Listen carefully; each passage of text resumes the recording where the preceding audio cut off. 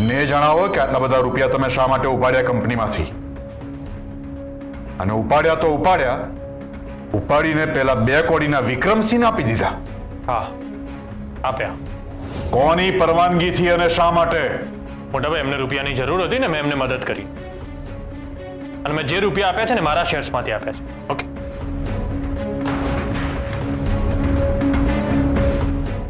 અહીંયા સવાલ મારા શેર્સ કે તમારા શેર્સનો નથી, હર્ષવર્ધન. સવાલ એ છે કે આપણી કંપનીમાંથી આટલા બધા રૂપિયા ઉપાડીને તમે પેલા કપટી ધૂતાર અને ફાલતુ વિક્રમસિંહને શા માટે આપ્યા? આટલા રૂપિયા આપતા પહેલા તમને આ ઘરમાં અંગે કોઈ જોડે ચર્ચા કરવી પણ જરૂરી ના લાગી? અમારી સામે આંખો કાઢીને ના જુઓ, હર્ષવર્ધન. અમે આ કંપનીના પ્રાઇમરી શેર હોલ્ડર છીએ. તમે આ કેમ કર્યું એનો અમને જવાબ જોઈએ. ભાઈ, તમારા હેતુની અમને ખબર હોવી જ જોઈએ. તમને એક સેકન્ડ માટે પણ એવો વિચાર ના આવ્યો કે આટલા બધા રૂપિયા પેલા ફાલતુ વિક્રમસિંહને આપી દેતા પહેલા એકવાર અમારી સાથે, બા સાથે આ અંગે ચર્ચા કરીએ? ના થયું. વિચાર પણ ના આવ્યો. શું હદ છે, હદ. આટલા બધા રૂપિયા આપણી કંપનીમાંથી ઉપાડીને તમે પેલા ફાલતુ માણસને ફાલતુ? મોટાભાઈ, તમે સ્વીકારો કે ના સ્વીકારો, વિક્રમસિંહ આપણા સંબંધી છે, આપણા પરિવારનો જ એક ભાગ છે. અને મેં તમને પહેલા પણ કહ્યું હતું ને, ફરીથી કહું છું કે આ રૂપિયા મેં એમને મારા શેર્સમાંથી આપ્યા છે, ના કે તમારા કે બાના શેર્સમાંથી. અચ્છા, એટલે વિક્રમસિંહ માટે તમે મારું તમારું કરવા માંડે એમ? ઠીક છે, તમે આટલા નીચે ઉતરી જ ગયા છો તો અમારે પણ એક પગથિયું નીચે ઉતરીને તમારી સાથે વાત કરવી પડશે. તમે કહો છો ને કે વિક્રમસિંહને તમે રૂપિયા તમારા શેર્સમાંથી આપ્યા છે, તો જરા આપણે આપણા શેર્સની પણ વાત કરી લઈએ. ભાઈ, કેમ આમ છેલ્લી પાયરીની વાત કરી રહ્યા છો? તો શું કરીએ હર્ષવર્ધન, શું કરીએ? તમે દર વખતે કહેતા હો છો કે તમને આપણી કંપનીમાં કોઈ ઇન્ટરેસ્ટ નથી, આપણી કંપનીના શેર્સમાંથી તમારે કશું જોઈતું નથી. આ બધું ખાલી કહેવા ખાતર જ કહેતા હો છો?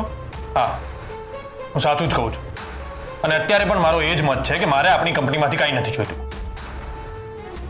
મારા માટે મારો પગાર પૂરતો છે. આ તો અચાનક પપ્પાને રૂપિયાની જરૂર પડી એટલે મારે ના છૂટકે કંપનીમાંથી રૂપિયા ઉપાડવા પડ્યા. તો કે મારા પગાર કે સેવિંગમાંથી પ્રોબ્લેમ સોલ્વ થઈ જતો હોત ને, તમે કંપનીના રૂપિયા ઉપાડ્યા જ ના હોત. એટલે બારોબાર રૂપિયા ઉપાડી લેવાના અને આપી દેવાના એમ? હા.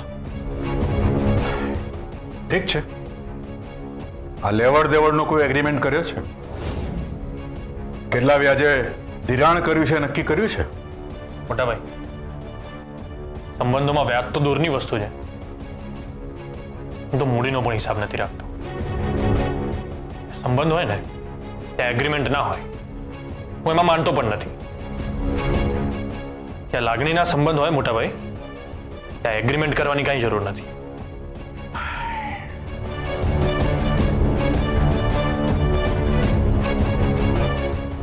ઠીક છે, કોઈ વાંધો નહીં. એ રૂપિયા ક્યારે પાછા આપવાના છે એવી કોઈ મુદત આપી છે ને? કે તમે એને એવું કંઈ પૂછ્યું છે? ના. વાહ હર્ષવર્ધન, વાહ. વિક્રમસિંહને તો ભાવતું હતું અને વૈદે કહ્યું એના જેવો જ ઘાટ થયો ને. એણે કહ્યું નહીં કે રૂપિયા ક્યારે પાછા આપવાના છે, અને તમે એને પૂછ્યું નહીં એ રૂપિયા ક્યારે પાછા આપશે. અદ્દલ બાપુ જેવા જ છો તમે. જેવા બાપુ એવા તમે. શોભો છો એમના પુત્ર તરીકે તમે.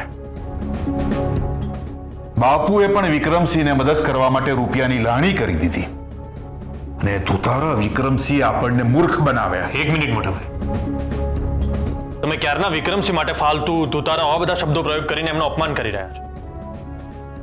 તમે જ શીખવાડ્યું છે ને કે વડીલોનો આદર કરવો જોઈએ, એમને માન આપવું જોઈએ, અને તમે જ એમના માટે આવું બોલીને એમનું અપમાન કરી રહ્યા છો. મોટાભાઈ, વિક્રમસિંહ તમારા સગ્ગા નાના ભાઈના સસરા છે. આ માન્યું કે સામાજિક અને આર્થિક દ્રષ્ટિએ આપણી તોલે ના આવે,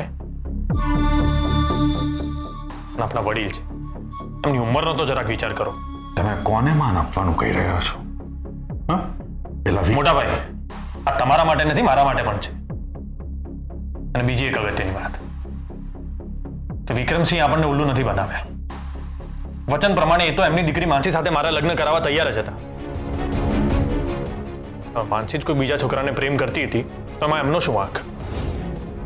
અને છતાંય એમને બાપુજીને આપેલું વચન પૂરું કર્યું છે. હા, એમની વચલી દીકરી સાથે નહીં, પણ એમની નાની દીકરી કેસર સાથે મારા લગ્ન કરાવ્યા. જોકે લગ્નનો પ્રસ્તાવ મેં જ મૂક્યો હતો, અને એના માટે હું એમનો હંમેશા ઋણી રહીશ. કારણ કે હું કેસર જોડે બહુ જ ખુશ છું. ટૂંકમાં એમને એવું કાંઈ નથી કર્યું કે તમે એમનું આટલું બધું અપમાન કરો. ઉલટાનું મોટા ભાઈ, તમે લગ્નનો એગ્રીમેન્ટ કરીને મને અંધારામાં રાખ્યો. એ ભૂલી ગયા? વિક્રમસિંહ પ્રત્યેનું તમારું વર્તન જોઈને અમને શંકા હતી જ કે એણે તમારી ઉપર કઈ જાદુ ટોણો કે વશીકરણ કર્યું છે. આજે આ શંકા અમારી સાચી ઠરી છે. મોટા ભાઈ, એવું કાંઈ નથી. તો શું છે? હા, તો છે શું? વિક્રમસિંહ જે કંઈ કરે બધું સાચું, અને અમે તમારા સગા મોટા ભાઈ જે કંઈ કરીએ બધું ખોટું. આ કેવો તર્ક છે તમારો? આપણી કંપનીમાંથી રૂપિયા ઉપાડીને તમે એક એવા માણસને રૂપિયા આપી દીધા જે પ્રમાણિક જ નથી. એ માણસ જેની પણ પાસેથી રૂપિયા ઉધાર લે છે એને પાછા નથી આપતા. આવું અમે નહીં, આખું ગામ કે છે. અને આની એમને ખબર હોવા છતાં બે હાથ પર હાથ ધરીને બેસી રહીએ. કંપનીના પ્રમુખ તરીકે તો જવા દો, પણ તમારા મોટા ભાઈ તરીકે અમને આ પૂછવાનો અધિકાર નથી. છે ને? પૂરેપૂરો અધિકાર છે મોટા ભાઈ, પણ તમે મને મોટા ભાઈ તરીકે પૂછ્યું જ નથી. જો મોટા ભાઈ તરીકે પૂછ્યું હોત તો તમારો સવાલ એ હોત કે તારા સસરાને રૂપિયાની જરૂર કેમ પડી. તમે શું પૂછ્યું કે જે રૂપિયા આપે છે ને એગ્રીમેન્ટ કર્યો છે કે નહીં, વ્યાજનો દર કેટલો રાખ્યો છે, અને કઈ મુદ્દતે રૂપિયા પાછા આપવાના છે, વગેરે વગેરે. મોટા ભાઈ, તમે વ્યવહારની વાત કરી અને મેં સંબંધોની. તમે એક મોટા ભાઈ તરીકે નહીં, અને એક સાહુકાર તરીકે મારી સાથે વાત કરી. તમે તમારી મર્યાદા ઓળંગી રહ્યા છો હર્ષવર્ધન. બા ઘરે નથી એટલે બધી મર્યાદાઓ નેવે મૂકી દેવાની. મર્યાદા ઓળંગવાનું તમારી પાસેથી જ શીખ્યો છું મોટા ભાઈ. તમે જ કહો છો ને કે મોટાપણું મળતું નથી, કમાવવું પડે છે. તમે મારી સાથે આવી રીતે વાત કરશો તો તમને માન મળશે? બહાર તમને 100% માન મળતું હશે, પણ હું પણ તમારો નાનો ભાઈ છું. કોઈ મને ડરાવશે, ધમકાવશે, હું ડરી નહીં જાઉં. મારામાં પણ આ જ પરિવારનું લોહી છે.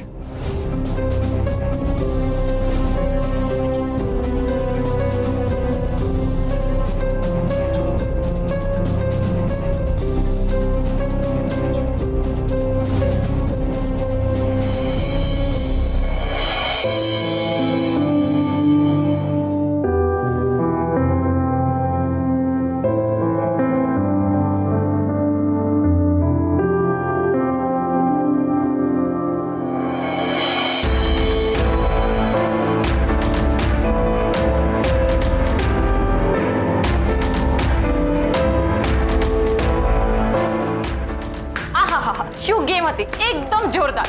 હું બધી જ ગેમ જીતી ગઈ. તમને ખબર છે હું બધી ગેમ જીતતી હતી ને તો આ ગોપી અને બેબી માસ બંને ભેગા મળીને ચીટિંગ કરતા હતા. ગોપી તો મારા પાના પર જોતી હતી, પણ મેં જરાય ઢીલ ના મૂકી. એ લોકોને જીતવાનો ચાન્સ જ ના આપ્યો. હું જ બધી ગેમ જીતી ગઈ.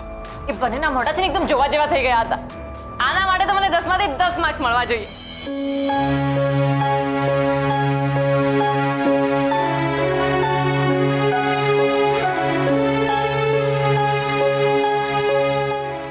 અજદાર, શું થયું?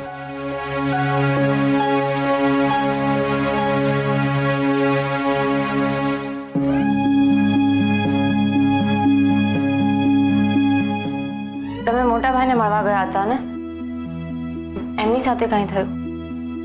કે સર પ્લીઝ, મારે એ વિષય પર કઈ વાત નથી કરવી. ઠીક છે, ના કરતા.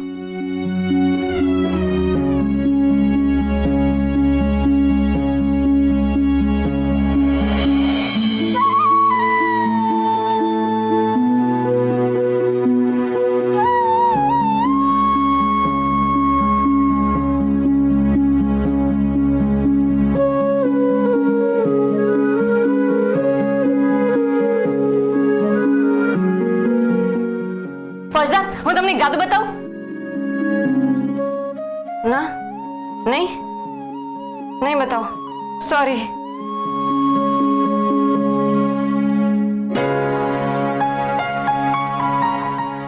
હું તમને એક વાર્તા કહું? હા, હું તમને એક વાર્તા કહું? ઠીક છે તો કહું છું. તમે જ કહ્યું ને કે મોટા ભાઈ સાથે જે થયું એ વિશે તમારે વાત નથી કરવી, તો આ વાર્તામાં જે કંઈ બડબડ કરવાનું છે મારે જ કરવાનું છે. તમારે ખાલી ચૂપચાપ સાંભળવાનું છે. તો ફોજદાર, વાર્તા કહું? લાગે છે હાથ પાડી છે, તો હું કહું છું, સાંભળો. Once upon a time there was a Premnagar. આગળની વાર્તા હવે ગુજરાતીમાં જ કહું છું ના, એટલે તમને બરાબર ખબર પડે ને એટલા માટે. હા, તો એક પ્રેમનગર હતું. એમાં એક રાજા એની રાણી સાથે રહેતો હતો. રાજાનો સ્વભાવ બહુ જ સારો હતો. એની પ્રજાને બહુ જ પ્રેમ કરતો હતો. એ બધા સાથે હસી હસીને વાત કરતો હતો. જે માણસને કોઈ પ્રેમ નહોતું કરતું એ માણસને પણ એ પ્રેમ કરતો હતો. આ તો થઈ એના સ્વભાવની વાત. હવે એના દેખાવની વાત કરું તો એ એકદમ ડેશિંગ, હેન્ડસમ, હાઈટ વાળો, એની એકદમ પાણીદાર આંખો અને મૂછો તો જાણે એના ચહેરા પરનું ઘરેણું હતી. અને એની મૂછો પાછળથી જ્યારે સ્માઈલ કરે ને, હાય શું કાતિલ લાગતો હતો. નામ શું હતું એ રાજાનું? રાજા હર્ષ. ના, રાજા હર્ષવર્ધનસિંહ. અને રાણીનું? એનું કઈ મહત્વ નથી, એ તો એમ જ નોર્મલ છે. પણ એ બહુ સ્માર્ટ છે. એનું મગજ તો એકદમ જોરદાર ચાલે છે. ના, ચાલતું નથી, દોડે છે. તમને ખબર છે કે વખત શું થયું? પોષ મહિનાની અમાસની રાતે એ રાજાના દુશ્મનોએ એના પ્રેમનગર પર, એના મહેલ પર હુમલો કર્યો. કોઈને કઈ જ ખબર નહોતી પડી રહી કે હવે શું કરવાનું. બધી જગ્યાએ દગો દગો, ભાગો ભાગો એવી બૂમો પડવા લાગી. બધા મૂંઝાઈ ગયા હતા કે હવે શું કરવાનું.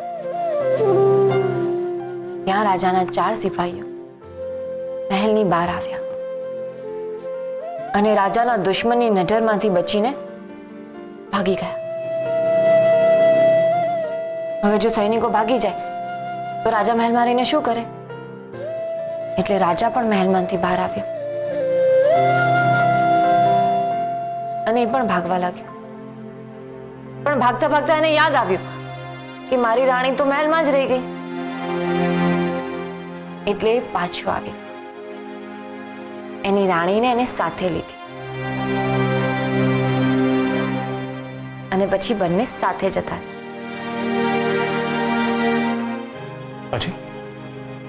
પછી શું થયું? પછી રાજા અને રાણી જંગલમાં જઈને રહેવા લાગ્યા. અચ્છા. પછી હા, રાજા એકદમ શૂરવીર હતો અને રાણી એકદમ હોશિયાર હતી. બરાબર?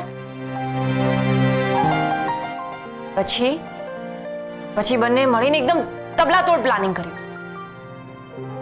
અને પછી એ પ્લાનિંગ પ્રમાણે બંને પોતાના મહેલ ઉપર હુમલો કર્યો અને દુશ્મનોને ભગાડી દીધા. પછી રાજા અને રાણી સુખેથી પોતાના મહેલમાં રહેવા લાગ્યા. ફોજદાર, વાર્તા પતી ગઈ. હો, વાકે સર, તારી મેમરી એકદમ સોલિડ છે. આટલા ટેન્શનમાં પણ તને બાળપણની વાર્તા યાદ આવી. એમાં એવું છે ને ફોજદાર કે આપણે મોટા થતા જઈએ છે ને, એ જ આપણો પ્રોબ્લેમ છે. જેમ જેમ આપણે મોટા થતા જઈએ એમ પ્રોબ્લેમ્સ પણ મોટા થતા જાય છે. એટલે આપણે મોટા થવાનું જ નહીં, નાના બનીને પ્રોબ્લેમ્સને ઉલ્લુ બનાવતા રહેવાનું. એટલે પ્રોબ્લેમ મોટો થાય જ નહીં. બરાબર?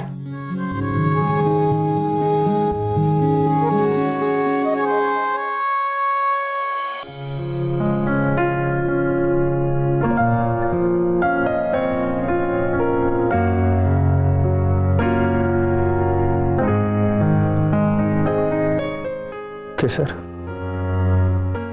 તારી સાથે રહેતા રહેતા મને સમજાવવા લાગ્યું છે કે ઘર શું છે.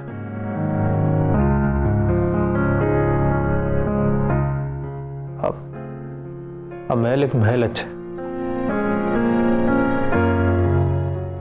ઘર નથી.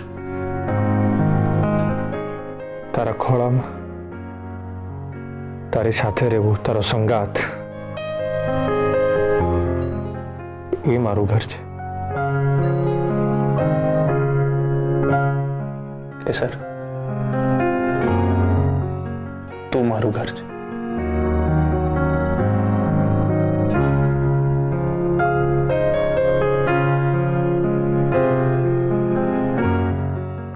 બહુ નસીબદાર છું.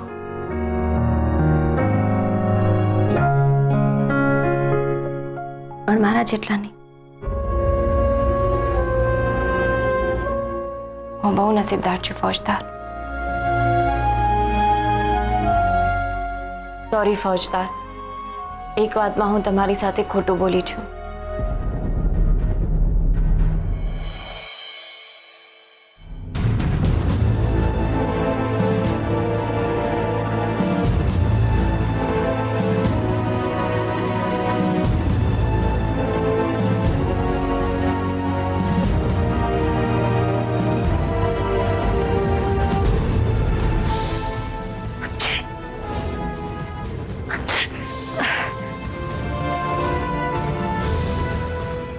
તમારા ઘરવાળાએ તમને શીખવાડ્યું નથી કે કોઈ ઘરનો ઉમરો ઓળંગે ત્યારે છીકો ના ખાવી જોઈએ? પણ બા, હવે તો અપશુકન થઈ ગયા. હવે શું? પણ બા, હા પ્લીઝ, તમે સંભાળજો. બને એટલી વધારે કાળજી લેજો. Take care. હા,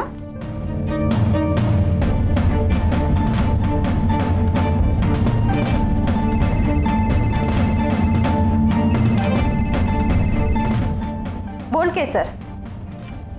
મમ્મી, મારાથી બહુ મોટી ભૂલ થઈ ગઈ. કેમ? શું થયું? એટલે સાસુમાં બહાર જતા હતા અને મેં છીક ખાઈ લીધી. જાણી જોઈને છીક ખાધી કે છીક આવી? ના ના મમ્મી, જાણી જોઈને કેવી રીતે છીક ખાઉં? શું તું એ? આ તો છીક આવી એમ બોલ ને. હા એ જ.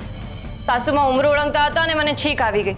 મને ખબર છે કે તે 1000 વાર કહ્યું છે કે કોઈ ઘરની બહાર જતું હોય ત્યારે છીક ના ખવાય, અપશુકન કહેવાય. પણ હવે મને આવી ગઈ. ડફોડ છે સાવ. છીક રોકી ના લેવાય? કેવી રીતે રોકું? મને કેટલી બધી શરદી થઈ ગઈ છે. અને પાછું એ વખતે મને એવું ધ્યાનમાં પણ ના રહ્યું કે સાસુમાં બહાર જાય છે તો મારે છીક ના ખાવી જોઈએ. એ બધું જવા દે.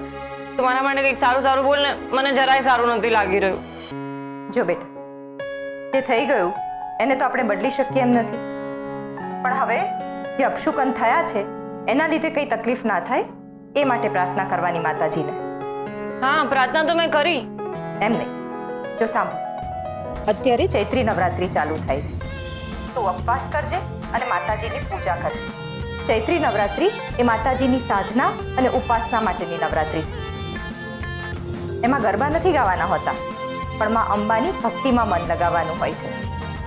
ચૈત્રી નવરાત્રિ અનુસાર જે શક્તિની ભક્તિ કરે તો ભક્તોને અનેક ગણું ફળ મળે છે.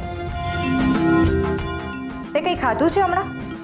હજુ સુધી તો નથી ખાધું, પણ બહુ ભૂખ લાગી છે. ના, તું ખાઈશ નહીં.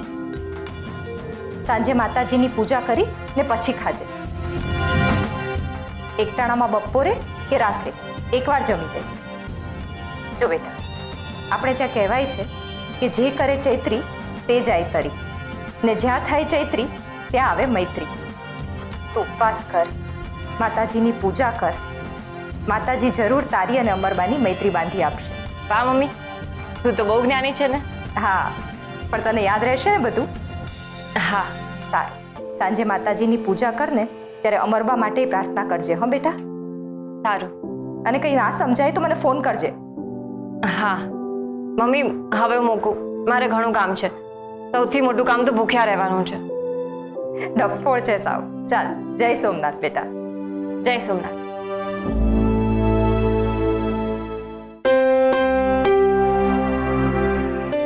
મમ્મી, તે બહુ મોટો મંત્ર આપી દીધો છે.